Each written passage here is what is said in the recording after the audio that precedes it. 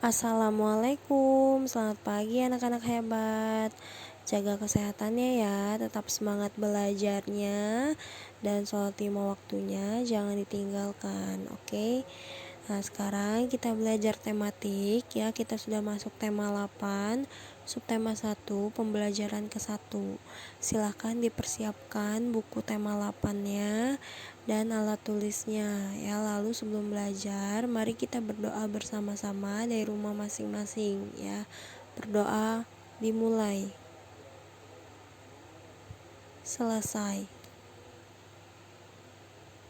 Nah, tujuan pembelajarannya yang pertama yaitu dengan kegiatan membaca cerita fiksi, siswa dapat menyebutkan tokoh-tokoh pada cerita fiksi dengan tepat. Lalu yang kedua, dengan kegiatan berlatih menceritakan kembali cerita fiksi, siswa dapat bercerita dengan artikulasi jelas, ekspresif, intonasi tepat, dan penuh percaya diri. Lalu yang ketiga, dengan kegiatan mencari tahu pengertian dan ciri-ciri cerita fiksi, siswa dapat menjelaskan secara lisan pengertian dan ciri-ciri cerita fiksi. Lalu yang keempat, dengan kegiatan mengamati gambar, anak menarik dan mendorong ayunan, siswa dapat mengetahui pengertian gaya dan gerak dengan benar. Lalu yang kelima, dengan berdiskusi tentang perbedaan gaya dan gerak, siswa dapat menjelaskan perbedaan gaya dan gerak. Lalu yang keenam, dengan mendorong dan menarik meja, siswa dapat mempraktikkan gaya dorong dan tarikan.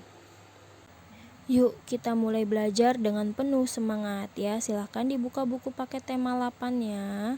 Subtema 1, lingkungan tempat tinggalku. Nah, perhatikan gambar ini ya. Nah, ini gambar apa?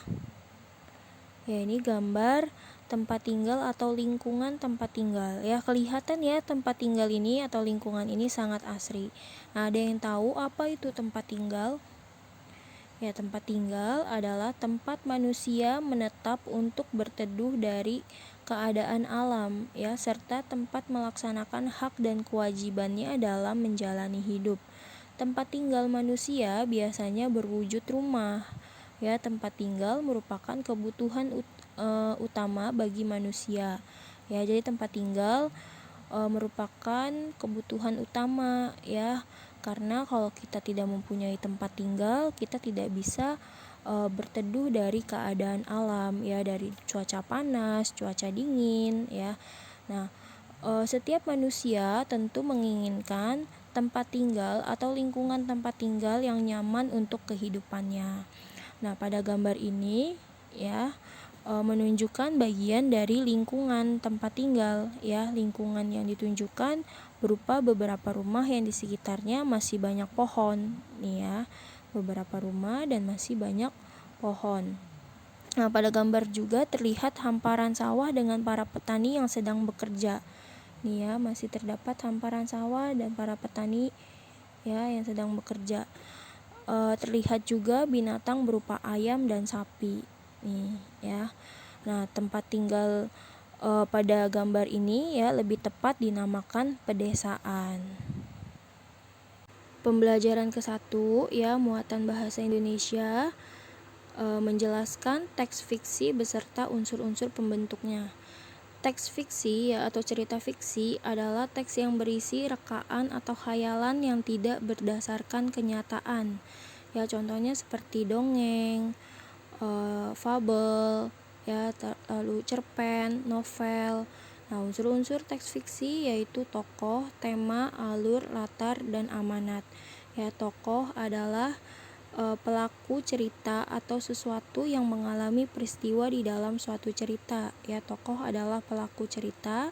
Tema adalah dasar cerita atau sesuatu yang menjadi pokok terbentuknya suatu cerita. Ya, alur adalah rangkaian peristiwa atau kejadian yang terdapat dalam suatu cerita. Ya, alur adalah rangkaian peristiwa atau kejadian. Latar adalah keterangan yang menjelaskan keadaan dalam suatu cerita. Ya, latar dalam teks fiksi terbagi menjadi 3, yaitu latar tempat, latar waktu, dan latar suasana. Amanat adalah pesan yang terkandung dalam sebuah cerita. Selanjutnya, ciri-ciri teks fiksi. Ya, ciri-cirinya yaitu yang pertama, sifatnya rekaan atau imajinasi dari pengarang.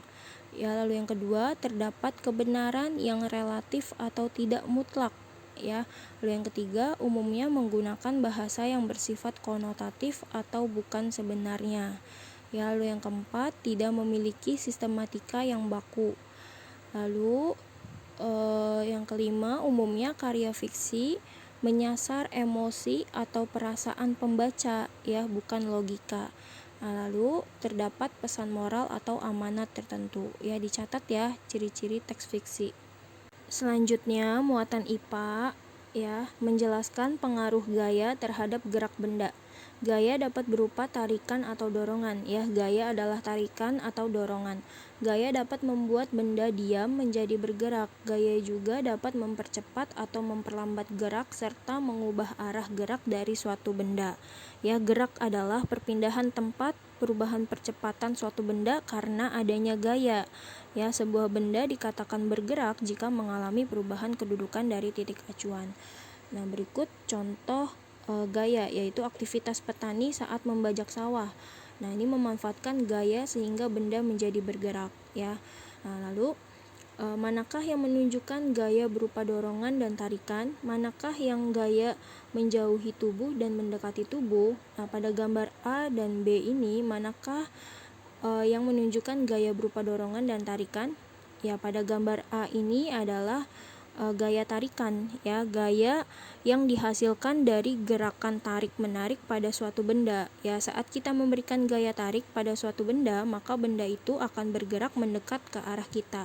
Nah, sementara pada gambar B ini adalah gaya dorongan. Ya, gaya dorongan adalah gaya yang muncul dari gerakan mendorong suatu benda. Ya, saat kita memberikan gaya dorong pada suatu benda, maka benda itu akan bergerak menjauh dari kita. Nah, lalu manakah yang gaya menjauhi tubuh dan mendekati tubuh? Ya, gaya yang menjauhi tubuh adalah gaya dorongan, ya, yang ditunjukkan pada gambar B nih, saat anak mendorong meja. Lalu gaya yang mendekati tubuh ditunjukkan pada gambar A, ya, saat anak sedang menarik meja, ya, atau gaya tarikan. Nah, untuk tugas hari ini, ya, silahkan kalian kerjakan halaman 4-5 dan halaman 8-9.